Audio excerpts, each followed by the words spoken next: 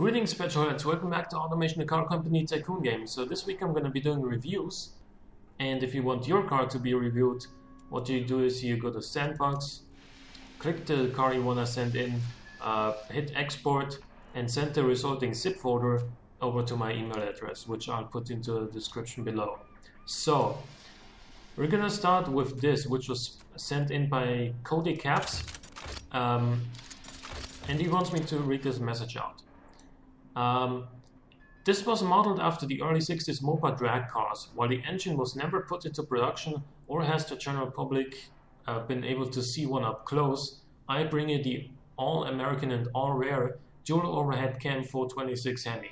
I recreated this engine so the Mopa community of automation could have the holy grail of all Hemis created back in 1969 when it was started and stocked.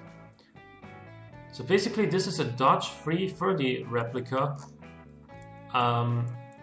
with the 1969 7-liter Mopa engine. So it is a steel ladder chassis with front longitudinal engine placement, McPherson's up front and leaf springs on the rear. The panels are aluminium, which means no mass production as you can see here.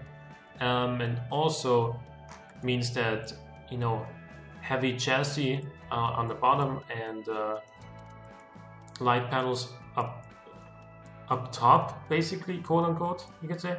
It means that it has a low center of gravity, which should make it at least somewhat okay through the corners, even being a muscle car like this. Aesthetically, I mean, once this hood scoop entered the workshop, once this was uploaded to a workshop, everyone started building muscle cars. But I can't really blame them. It's really a good looking thing. Well, he did a decent job at the front of recreating this sort of grille, even though it's not really his fault, but the way this game handles these things looks maybe a little bit weird, but still, I can see a Dodge 330 in this, no problem. And yeah, the rear end is very simple. He put a dual overhead cam badge on top of the, like over the taillight, and I don't know why it took so long to think of that word. But that is to indicate that this is no ordinary Dodge 330, I would assume. Right. Also, he did fiddle with the placement of the things a little bit more between the model and the trim aesthetics. That's okay. Yeah, and the taillights are now thinner and longer, which I think is closer to the original anyway, so it's good. It is rear-wheel drive, of course. And there we go. Here's the good stuff. 108mm bore, 95.3mm stroke, dual overhead cam, 4 valves per cylinder, cast iron block and aluminium head. Excuse me. So that is what this engine is basically made of. That's the quintessential layout of it. We got very expensive materials because we're gonna need them. 58 cam profile is pretty aggressive for a 1969 engine, because usually engines would have like around 30 to 40, maybe even lower cam profile in that era, because that way you get more torque in the low RPM range, and these engines usually don't really rev very high anyway, so it's better to have low-end torque. But in this case, this thing revs to apparently 6,000 RPM, which is a lot for 1969. Not a lot for today's standards, but still. 10.2 compression ratio is pretty damn high for this era. But that also has to do, of course, with the high cam profile, with the reasonably rich fuel mixture. I wouldn't say it's overly rich, But we do have 4-barrel twin carburetors with a performance intake, and they look like this. I don't know, but I just think this looks awesome. The whole carburetor setup here. Yeah, and it is running on super leaded fuel, because obviously leaded fuel wasn't banned yet. 1969 was the late 60s were basically the glory days of the muscle car. The late 60s and up until like 1972, 1973, before the oil crisis hit. Yeah, 6,000 RPM rev limit, long turbo headers, dual exhausts, big diameter, only one straight through muffler, no second muffler because we don't need it. It's very loud.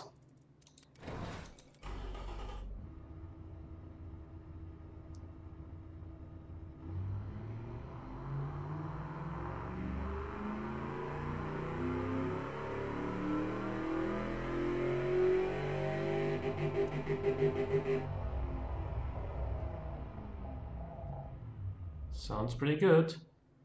And another thing, right at 1400 RPM, which is apparently this engine's idle,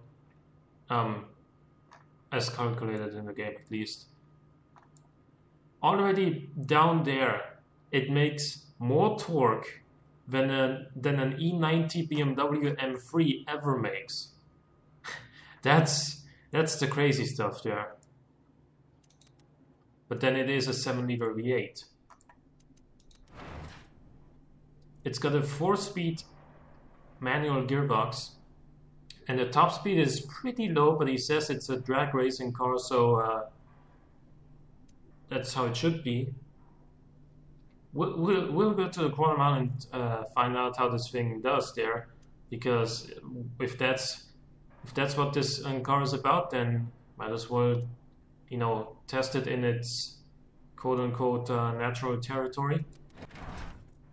The wheel spin is a real issue, but that is what you get when you have a 7-liter V8 running through 205mm tires.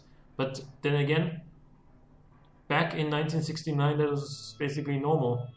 There was no such thing as, you know, 355mm 20-inch wheels like you get on a Dodge Viper, or on an SRT Viper to be precise, on the rear tires.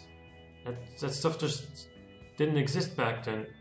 It was normal to have 205 or maybe 215mm tires on a big block V8.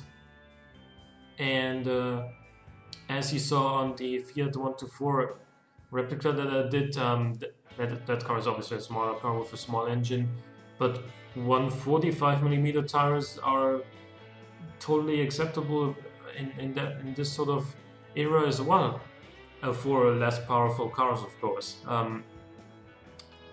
Whereas today, I mean, I don't know, I don't know what kind of tires the average new car runs on, like say a Suzuki Swift, what that has or something, but probably not much narrower than this. It might have like 195s, which is sort of a standard size for many manufacturers.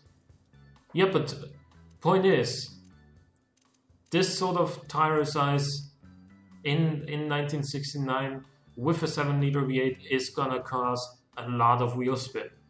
A lot of wheel spin. You got magnesium rims. I mean, it's interesting to see this as an option in the 60s already, whereas aluminium rims aren't. Like alloy rims aren't available yet. You got solid discs up front, drums on the rear, and very racy pad type, so we get not very much brake fade at all. No under tray. Slightly insufficient cooling airflow.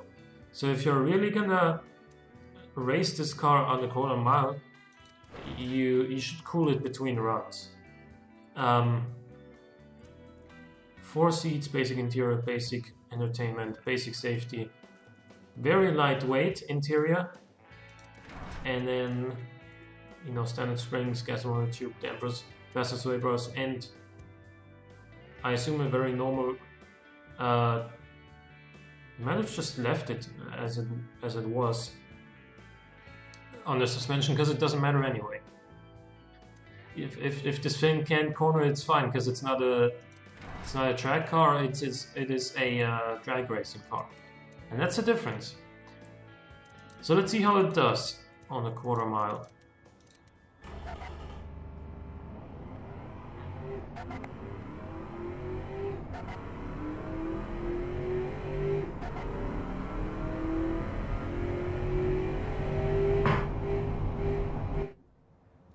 So it does reach its top speed more than a second before reaching the end of the quarter mile. So I'm guessing if we put this like to 195 kilometers an hour top speed.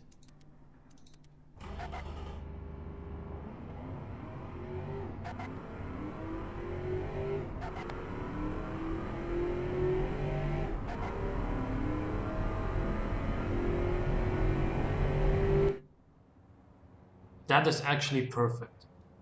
I didn't expect this to happen, but I just perfectly geared it for the quarter mile. It'll exactly reach its top speed here, but without, you know, being restricted by the limiter. So good. That also brought the quarter mile time down to a 14.1. Which is not bad in 1969. Look at the wheel spin in 4th gear.